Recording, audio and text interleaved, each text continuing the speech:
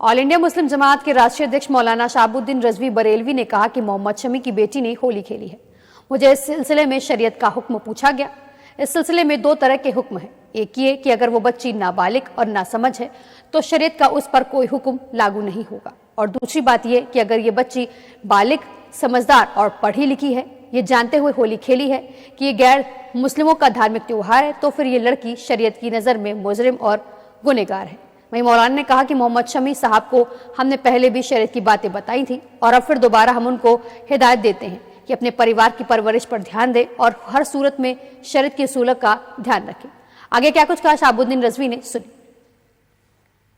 मौलाना साहब, मोहम्मद शमी क्रिकेटर हैं, उनकी बेटी है और उसका एक वीडियो वायरल हो रहा है जिसमें वो होली खेलते हुए दिख रहे हैं, क्या कहेंगे? देखिए, जैसा कि मुझे जानकारी मिली है कि मोहम्मद शमी साहब क्रिकेटर की बेटी होली खेल रही है, तो मैं मसले शरई आपको बताता हूं कि इसमें दो कंडीशंस हैं।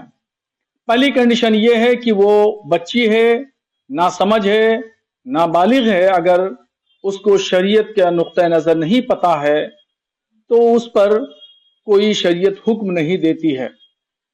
और अगर बालिग है और वो जानती है शरीयत के मिजाज को, शरीयत के हुक्म को, कि गैर मुस्लिमों के मजहबी शियार को मुसलमान अगर कोई अपनाता है तो फिर ये नाजायज काम होगा, नाजायज फेल होगा।